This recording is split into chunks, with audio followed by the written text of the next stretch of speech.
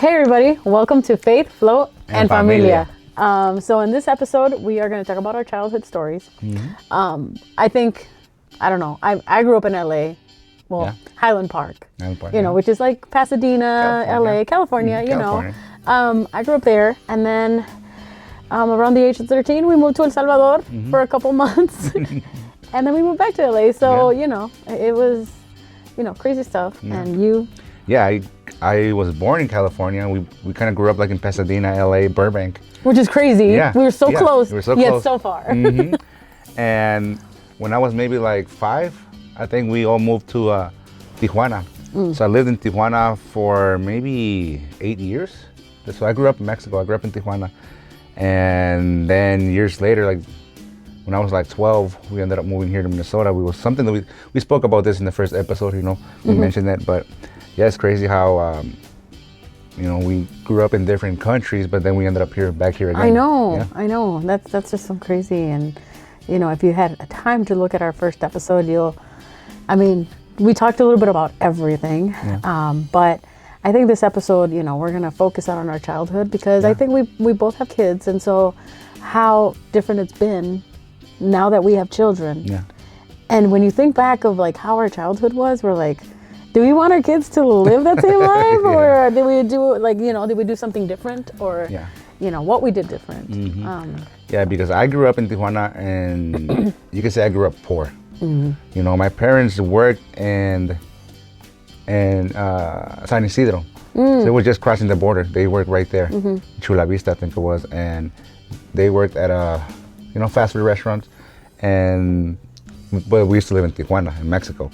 So they would cross the border every day, back and forth, going to work, coming back, and that's how it was. But we were still poor. We still grew up poor in Tijuana. And see, my life was a little different. My dad had a great job in LA. He was a pressman, so he worked in the print shop business. Yeah. And he would use like those massive cutters, so where you have to like use your calculations and make sure that it cuts specifically, So he would use those, and then he would deliver things, and so he knew LA and California pretty well. Yeah, okay. And he made pretty good money back in the 90s. We're talking about $30 an hour. Wow, that's a lot. He made pretty good money, but it was 6 kids. Yeah. 6 of us, and a big family. Yeah. And then my mom hacía like, ¿cómo se dice? Costura. Yeah, so hacía costura. But she was so good que la compañía, instead of having her go into like the fábricas, the shop, le llevaban las cosas a la casa. Oh, really? And that's where she would get her stuff done. Llegaban y recogían las cosas y le llevaban, So she would be a stay-at-home mom, pero trabajaba, Yeah, so they both had jobs, and my dad every weekend nos llevaba a San Pedro, comer mariscos. Yes, delicious. That was like the OG of like the seafood boiled nowadays, Yeah. And nos llevaba a comer a Red Lobster, a Sizzler. I don't know if you remember Sizzler. Sizzler, I remember Sizzler. Sizzler was like the fancy place, like what? I don't think there's Sizzlers anymore. I don't think no more. Yeah. I think they're closed. Every morning, los sábados en la mañana, we have IHOP, and we'd have breakfast, like todos, like the whole big family. Yeah. So we had a pretty good childhood, I think that my dad and my mom, they suffered enough, porque ellos se vinieron a Los Ángeles por la guerra en El Salvador. Okay. Yeah. So it was very, very dangerous, and pues they had to cross the border, y se vinieron para California, y ellos me cuentan o me contaban que ellos tuvieron que vivir como, and this is unfortunate, porque llegaron a su familia, a su propia familia de mi mamá, creo, a vivir con ellos cuando vinieron a los Estados Unidos. And dice mi papá y mi mamá que les dieron como un cuartito donde ellos tenían que dormir literally on top of each other. What? It was like a closet. Oh my goodness. Y que para Navidad los tenían ahí, les decía, ustedes no pueden salir. Like, los trataban mal. Yeah. And porque pues ellos no tenían nada, acababan de venir de El Salvador. Y dice que una Navidad se durmieron en el parque de Echo Park. Oh, en Echo Park. Se durmieron en las bancas de Echo Park. Wow. And then dice que después de ese Christmas, de que no los dejaron salir, my dad was like, never again is this gonna happen to us? Yeah. Y desde entonces my dad's like, yo empecé a trabajar, tu mamá empezó a trabajar, y empezamos a like try to get better or whatever. Yeah. And desde entonces, they worked really hard to make sure that we were taken care of. And so I think eso nowadays for me has taught me a lot. Like, I'm not gonna let my kids que sufran o que se mueran de hambre o que, like there's always a way. And so where there's a will, there's a way. Yeah, there is. And having God too is a plus. Yeah. Yeah, especially as a single mother. As a single mother. As a single mother, you know, it's hard with kids. You know, and there's 4 of us. I have another brother and 2 sisters. And we all grew up in Tijuana. And we ended up moving here to Minnesota. And I think that's when things started changing in our life as far as going to school. And our parents were working here and things started to change. You know, but my dad, I think, used to work here as a school bus driver. And he did that for many years until he eventually retired. And my mom just worked like cleaning offices and things like that. But they also crossed the border. You know, they came here illegally many years ago. And I remember my mom was telling me the story where they crossed the border and they were running from the immigration, the border patrol. And they had to hide in a bunch of cactuses so that they... Oh, no. Yeah. Oh, I remember my dad said God. they had thorns everywhere and everything. Oh, my God.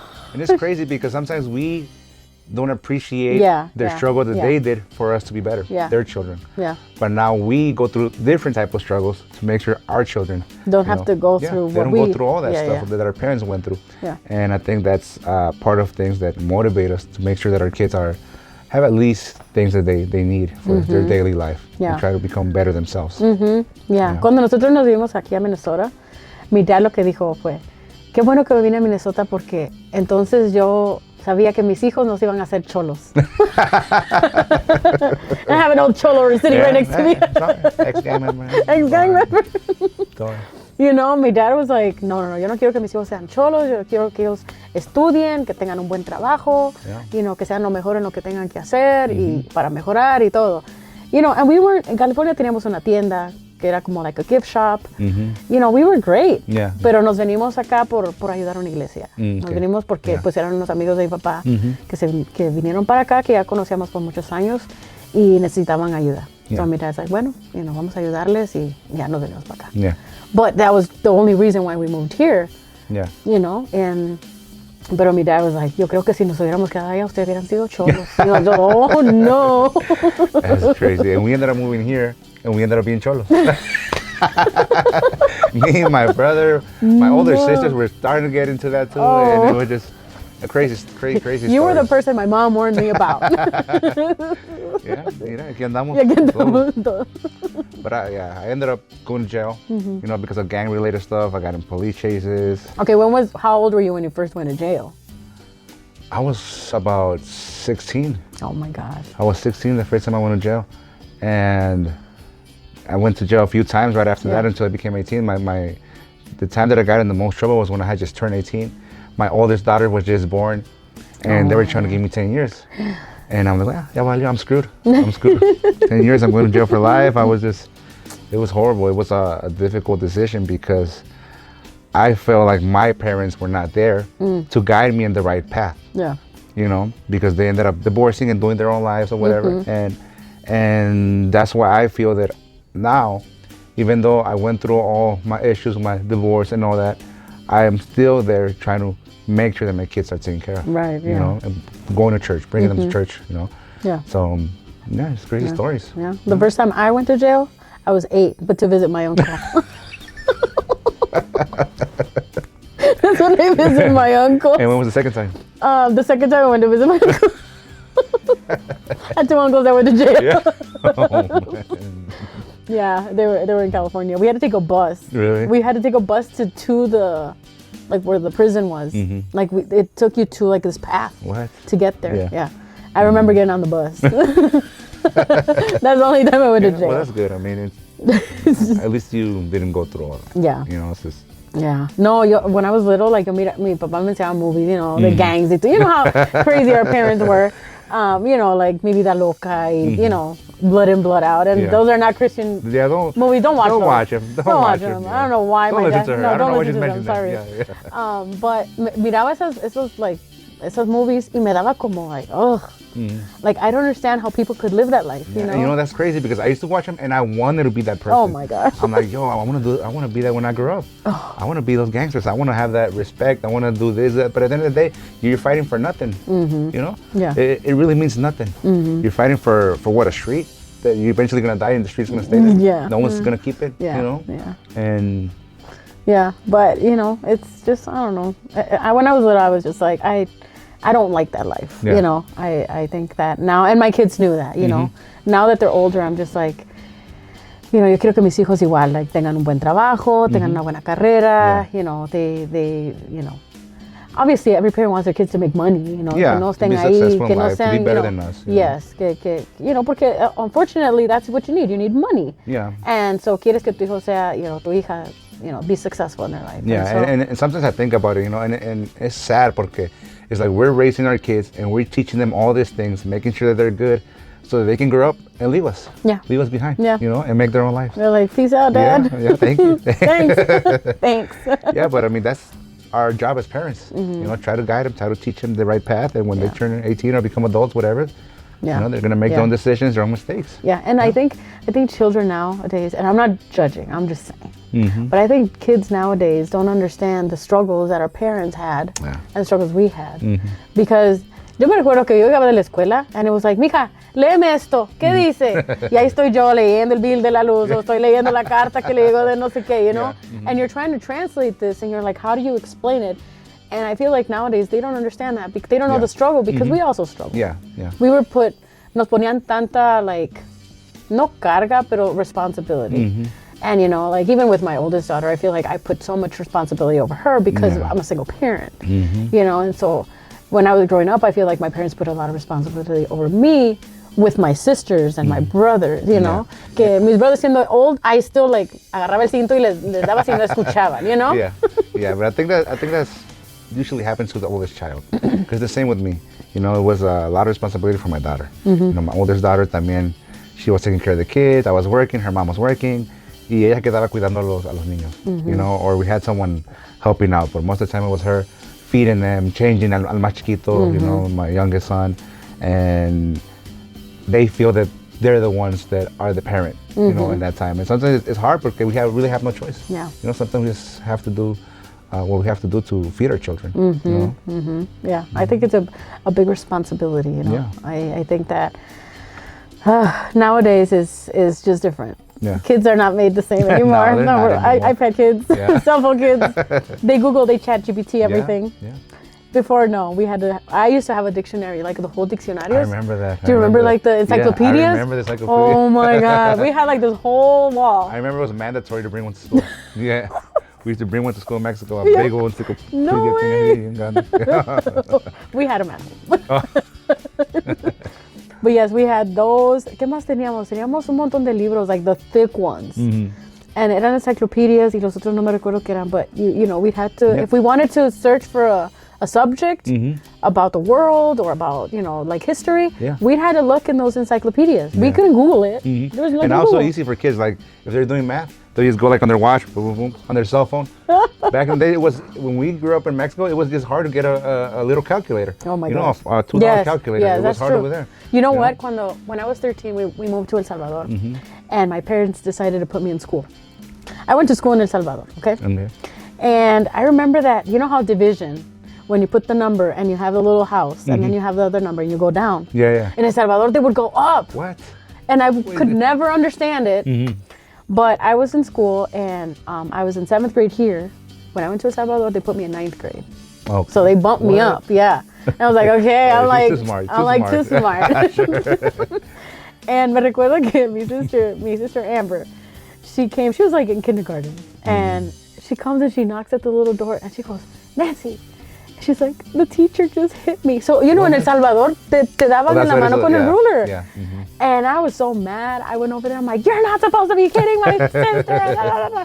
You know, and the teacher was like, she's in El Salvador. Like, that's how we teach here, you know? And so, just those types of childhood. I don't know if they do that in Mexico anymore. I don't know. They did it in the past. They did it in the past. When I was there, I don't think they did it anymore. Maybe they did it like in further villages, but we live kind of like in the city.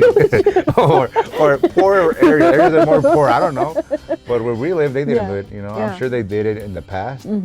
But that's another thing that kids don't have to go through that nowadays. You know. Yeah. And could you imagine? Oh my God. I know. No. If I knew a teacher was hitting my kid, I should not talk about that. Córtale, ¿no? But yeah, I mean, and it still happens. It still happens, and sometimes I have to remind my kids, hey, you know, behave in school, If teacher says something to you, if they touch you a different way, if they try to hit you, whatever, because you never know. Yeah, you never know. True. And not only at school, but verbally everywhere. too. You know, I teachers que, especially aquí, where in the city I live, right? I teachers could be mean. They could be a little, racist. Yeah, and it happens. It's sad, but it happens anywhere. Yeah. Especially now. Yeah. And these times things are going on. It's just crazy. Yeah. And. But prefiero que me den en la mano con el ruler a que me, que me digan cosas que me va a doler. But yeah, so that was crazy. When I was 13, fui a El Salvador and I was there. And it was funny because I learned, so every morning they sing their national anthem. And you had to learn it. And te hacían en like en línea, so you were like in lines, y te parabas afuera, and they would make you do it. And then and the way that you obeyed the rules and followed the rules, and aquí, it's totally different. Yeah, well, I remember when I moved here from Tijuana, and I started going to school here, they would do the national anthem in the morning, and everyone had to stand up and put their hand, like that, and say the national anthem, but yo no me lo sabía. I had barely moved here. No idea. And the teacher got mad at me, yelled at me, and I'm like, well, I don't know it, so I'm not going to do it. And I got punished, and they made me write an essay of why I didn't want to do it. Oh my God. Yeah. So was it the national anthem or the Pledge of Allegiance? The Pledge of Allegiance to the flag? Yeah, that one. The Pledge of Allegiance to the flag. Okay. Yeah. Do you know it? No. What? Do you? Yes. I pledge of allegiance to the flag to the United States of America and to the republic for which it stands, one nation, under God, indivisible, in liberty and justice for all. Oh, okay. There you go. We were doing that since I was like in kindergarten, preschool. I grew up in yeah, and Tijuana, so here it's different. Yeah. Oh my gosh. That's crazy. Yeah, no, school for me in LA was nice. Yeah. I remember getting in a fight when I was in kindergarten. But it was nice, we went through, I went to, my elementary was on Sunset Boulevard in California by Dodger Stadium. Okay. And then I went to middle school there and high school too. And then I moved here. Okay. But well, I only went to middle school in California, in Pasadena. In Pasadena, I used to go to, it was called Wilson. I think it was called Wilson. And I went there for a couple years, and then we ended up moving back here. And I only went here for like a year, and that's when I started getting into gangs and all that stuff. So then I just stopped going to school. I got in a lot of fights. I used to fight a lot. Oh my gosh. I used to fight a lot, and so I ended up getting banned from St. Paul Public Schools. So then I just stopped going to school. Sorry, St. Paul Public Schools. I'm sorry, but hey, we changed. But yeah. That was me as a kid. Wow, you got in a lot of trouble. Teenager, yeah. No, yo no. Yo sí iba a la escuela. The only issue I had was that I talked a lot, and that's I think she still has that issue. Siempre en mis report cards, which I have report cards, and my kids make fun of it. Sí me decía, talks a lot in class. Talks, like most of them have it. Like la chismosa de la clase. No era chismosa. Hablaba con la gente. Era comunicativa. La comadre del lavandero. Pretty much. But yeah, that was my childhood. I think my childhood was great. I was in church. I was in choir. I was part of the youth, como decían in el otro episode, that we had a great time. And then I remember that cuando nos venimos para acá, because I was in the youth group, right? When we moved here, uno de los guys de the youth group was called me and he goes, "Oh, why did you leave? I really wanted to go out with you." I'm like, "Really? Después de todo este tiempo, hasta ahorita ya quedaste." And he's like, cuando regreses y te vuelva a ver, te voy a ver entre las flores. And I was like, what? I'm like, yeah. And I'm like, I'm glad we didn't even, Yeah. But yeah, I never really had a boyfriend or anything, it was more like, no me llamaba la atención. So it's like, my childhood was just focusing on things that, help my mom en la tienda or help my dad. Yeah, siempre hemos estado haciendo algo, para la iglesia. I do a lot of the, hacíamos todos los bulletins de la church. Okay.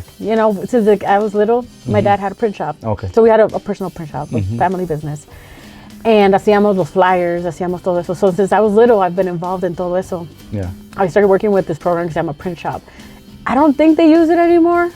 Maybe they do, but there was a lot of things that you could do, like business cards, postcards. Yeah, a lot of stuff. Yeah, a lot of things. That's crazy that you mentioned about your dad working at a print shop, because I worked at a print shop for many years, maybe 8 or 10 years I work at a print shop doing all different kinds of stuff in there. The bindery, the mailing, those big machines that you were talking about. Yeah. So it's crazy. Oh, the bindery, the little things that you have to open and then you stick them in there. That's why it's crazy that we're from so different worlds, but we have a lot of different. We do. We have a lot of things in common. We do. And a lot. It's crazy.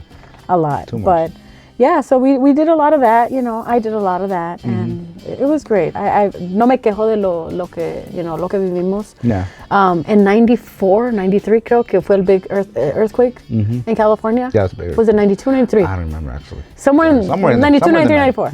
Okay, it was a big earthquake, and then we had to move houses, and so we moved at least 3 houses. Okay. And so we did move a little bit, you know. And then my parents pues siempre vivieron in Highland Park, kind of at the LA area. Yeah. I grew up by the Dodger Stadium. That's where I grew up until I was like 13, 14. And that's when we moved to Highland Park. Yeah. Pues no, yo crecí ahí en Tijuana. Then we ended up moving here, and I mean, I feel like I had a good childhood. You know, it was good. We had a lot of fun with my dad, my mom. It was we were probably more poor than other people, but I can't complain. You know, it was good. I had a lot of good memories with my dad and my mom, my brothers, my sisters, and you know. And I think that's a good thing, that you don't. A veces pensamos de que we need to have this amount of money to be able to have a happy life. And no, usually, a veces como dice mi mamá, aunque tengamos frijolitos y quesito y tortillita, or, you know, con que te vas a dormir sin comer, you know, entonces you have a bad life. But si vas a dormirte y tienes tu panita llena, and you have a happy life. Sometimes those are the best moments, I think. Yeah. You know? Yeah, sometimes living humildemente. Yeah. You know? Yeah, you don't need to have all this amount of money to be happy, I think. Yeah. But, you know, hopefully this helps somebody out, just listen out there. Yeah. You know, that whatever their type of childhood was, you know, that they, at the end of the day, you grow up, but God is still there with you. Yeah. You know, and just keep on looking for God. And you know, when we were little, it's crazy because nosotros no sabíamos, ¿verdad? Pero Dios ya nos estaba llamando. Yeah. And a lot of times, like even now, with our kids, they might not see that. You know, I think as parents, we want que ya nuestros hijos sean líderes de alabanza, que sean músicos, que sean predicadores, y que sean, and we try to push them, and we try to push them to the limit. Pero el propósito de Dios va a estar ahí. So si Dios quiere dar ese llamado, desde que está en el vientre de su madre, Él ya lo llamó, ya lo escogió. And so I think that even with us when we were growing up, God had already chose us for this moment. And to be able to use us in certain ways, to encourage people. So creo que es un buen mensaje para los papás, you know, que tienen hijos, tienen jóvenes. No los pushen, like don't push them to que vaya a la iglesia, que lea la Biblia, que ore, que solo escuche alabanza porque, you know, bla, bla, bla. Está bien que les digas, les enseñes, pero creo que ellos solitos se van a dar cuenta, you know. Creo como my daughter Natalie, you know. Ella no quería, like, desde más temprano decía, no, yo no quiero. And I'm like, Natalie, come on, you gotta sing, you gotta No, está bien. I'm like, okay, that's fine. You know, ahora toca guitarra, canta, and she loves to praise God. She does a great job. And she does a great job. That's amazing. You know, Eric lo mismo, and he como que le está llamando la atención, you know. Yeah, and that's good because sometimes nosotros como padres que empezamos a ir a la iglesia queremos obligar a nuestros hijos que sirvan, que hagan algo en la iglesia, and I think that's what pushes them away the most. Yeah. You know, I mean, my daughter, it's crazy how my daughter's called Natalie también. I know. Natalie Elizabeth. Natalie Elizabeth, my daughter's Natalie Elizabeth. Crazy. Crazy. And she plays the piano. You know, she learned to play the piano since she was, I think, 15 on her own. You know, aprendió solita tocando el piano in la church, practicing, and eventually she bought her own piano, and she still plays the piano. You know, but sometimes I was trying to push him. So I'm like, no, que la iglesia no te puedes vestir así, que no puedes usar pantalón, tienes que usar una falda. All that hurts them without even knowing. You know, so if there's parents out there, you know, that are forcing their kids or something, you know, just know that it might affect them. Yeah. You know. Yeah. And the way that you live behind doors.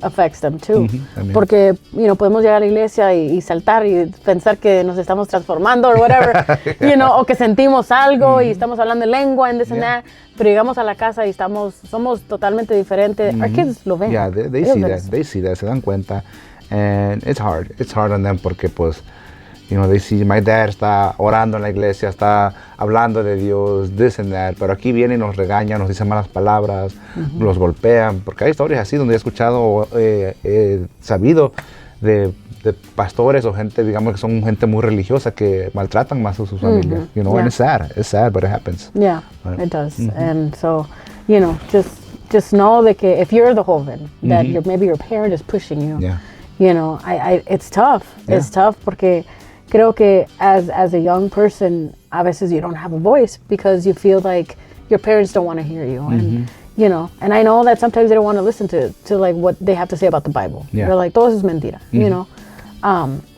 But if you're listening and you're trying to find an answer, just on your own, like in your own words, you're okay with speaking to God en la manera que tú quieras. Like however you feel like talking to him. Like you don't have to be like, Padre nuestro que estás en los cielos, santificado. You don't have to say that. You can just be like, hey, God, I need... Just a conversation with God, just how we're talking here. Just conversating with God, talking to God, asking him for guidance, help. Yeah. To give you encouragement to say something about what's going on. Yeah. Like God, how do you want me to bring this to my parents? Yeah. Or God, I pray for my parents so they can open their eyes to be able to understand me, And I think de que hablando, la gente se entiende. Yeah. Because when you come with like this really bad energy and como que se escala más, Yeah, it just makes things worse. Yeah. It makes things worse. And yeah. So we hope that this helps somebody out there listening, Yeah. Youth, kids, or parents that might not even realize que están haciendo esto a sus hijos. Yeah. And hopefully God can speak through them through this message, this video, through their... Yeah, I think so, yeah. And I think my parents did a great job as far as like, teaching me how to love God and how to follow God, porque yo lo vi en cómo ellos lo hacían. And su testimonio fue lo que a mí me hizo entender, like this is how you're supposed to praise God or worship God, Porque mis papás no eran una persona que, yo nunca los escuché pelearse, nunca los escuché gritarse, ni que mi tía le levantara la mano a mi mamá o algo así. Mi papá dice que cuando estaban pequeños en El Salvador, ellos, porque they started dating when they were young. Yeah. My dad was 17, my mom was 10. Wow. Like, That's a big difference. Back in the 50s, 60s, that was like a normal thing, you know? And they were dating, and dice que, pues ya que se casaron, dice mi tía que él le pegaba a mi mamá, Y cuando vinieron para acá, after like, se dio cuenta que mi mamá se vino para acá, because she was like, I'm done with El Salvador, so se vino ya primero. Yeah. And then they were already married. And él se iba a venir después. Que he missed her so much. That he's like, I'm never gonna, nunca más le voy a pegar, nunca más, Señor, yo te pido perdón. Y ya se vino para acá, and he vowed that he would never put a hand on her. And he never did. Yeah. He loved her so much, like big time. Yeah. And so I think que yo vi eso. And I was like, okay, I want that too. Like I want to be able to show my kids the same thing, So I think that was a good thing of my parents. Yeah. So I hope that I am doing the same thing for my kids. Yeah. We're not perfect, but we're not perfect. And to me, it was the whole opposite. My parents used to fight all the time. I used to see my parents fight, never physically, pero sí siempre de malas palabras, humillándose. Mi dad se emborrachaba y se iba. Mi mamá andaba por otros lados, and they ended up getting divorced. But I feel that through that divorce was that the reason why we all came to the church, to God. Porque pues digo, mi dad empezó a llegar a la iglesia después que se divorciaron, después mis hermanos, nosotros, and it's something that when I started going to church, my son, Carlos, él es el second oldest one, él siempre habla de mí, como que él vio el cambio en mí, porque yo tomaba mucho también, andaba en pandillas, en drogas, en todo eso, so él miró el cambio en mí. So as you were saying, his testimony que daba tu dad es lo que Guy siempre habla de mí. Like I know that my dad changed porque yo sé as his son que él ha cambiado. So that's why we have to be a good testimony for our children and for other people out there. Yeah. And if there isn't, la Biblia nos dice de que todas las cosas nos ayudan para bien. Yeah. And so I think everything that we lived and how we portrayed things and how we see things nos ha ayudado para bien, para que así nuestros hijos también vean, cómo es de que queremos que ellos sean, porque nosotros lo vivimos, So I think that, we just want to encourage you guys that, God's purpose never changes. It's just, He calls you, Él te llama y ese propósito ahí está, para tu hijo, para tu hija. Yeah.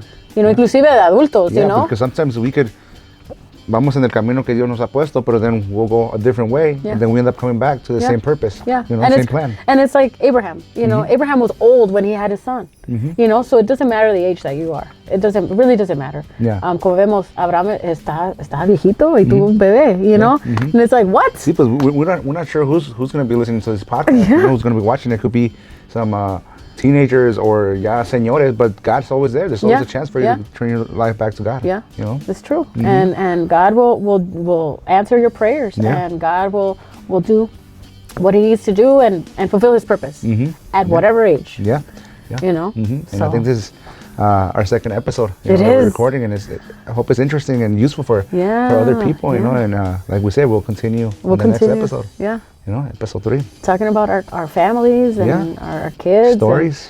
Our stories, church. Church stories. Yeah, we have so many church stories too. Some crazy ones. Yeah, things that probably a lot of people don't talk about or don't want to talk about. Yeah. You know, but I think we should be talking about Definitely. them. So, yeah.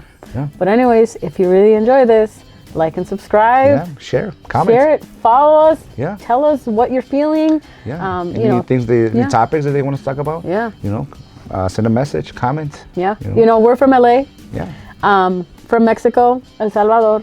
Where are you from? Let us know where you're from. Yeah. And we'll throw a shout out to your country. Yeah, to you guys. Yeah. Bye. See you later. Peace.